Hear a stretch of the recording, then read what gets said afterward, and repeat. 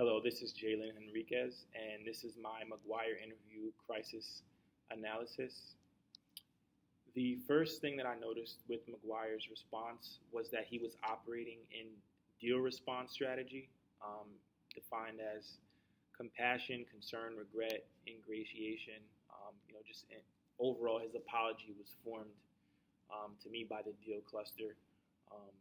Regret throughout our reading defined as crisis manager indicates the organization feels bad about the crisis. The organization being Mark himself, you could clearly hear in his voice kind of the way that he had to muster up and get the words out, in a tough way. He's, seen crying at multiple times. He's even asked at one point if he would like to stop, and, he says no, but, you could really see that he is extremely regretful about the whole thing.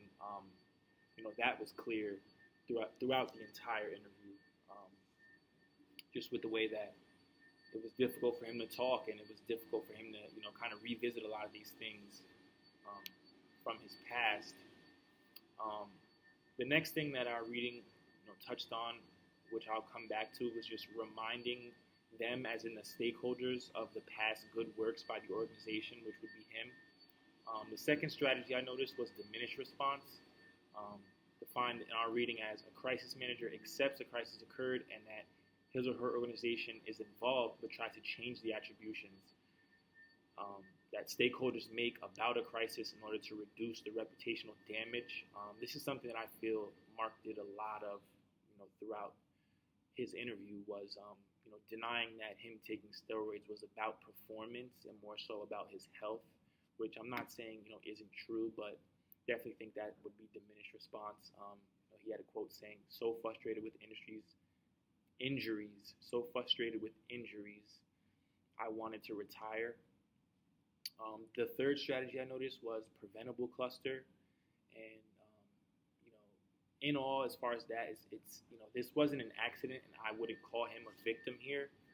And then the fourth strategy I noticed was victim cluster, where he kind of blamed his injuries and the era that he played in, which I'll touch on some more.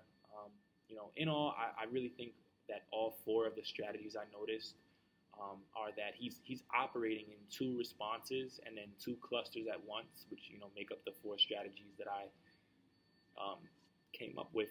He kind of goes between really owning up to what he did, apologizing to his family, the MLB as a whole, and some of his really important competitors. But then he talks a lot about his God-given ability, which is kind of reminding stakeholders of those good times, where he reminds people about the home runs he hit before this happened, how good naturally he was at baseball, the gift that he got from his parents. At one point, he's asked about being dishonorable, and some of the stuff he talked about, like I said, was the era. He was quoted saying, "Unfortunate, I played in this era." So I feel that kind of like puts off what he did on the era that he played in, and kind of takes away from him owning up to it. He says that they got it in the gym, that it was kind of just easy to get for the athletes. He mentioned that it was low dosages, kind of justifying it a little bit, more there than just completely owning it. He talks a lot about hard work, and I think he kind of ends up relinquishing owning up to it just because of the positive things that he talked about in his abilities and the work that he put in as throughout his career. He said the pill doesn't hit the ball. He said something, for some reason I kept doing it.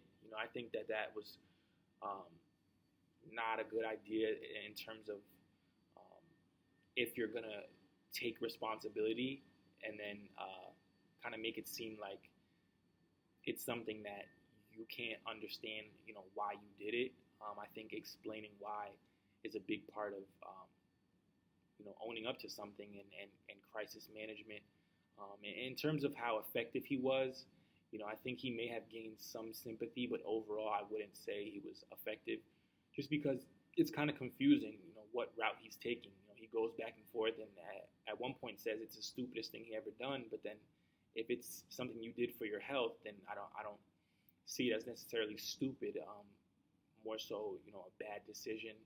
Um, so in all, I wouldn't say that he was, effective. I think whatever sentiment stakeholders had before the interview, generally, I think he's probably still had afterwards. It was more so about, as he mentioned, doing this for him and his family really.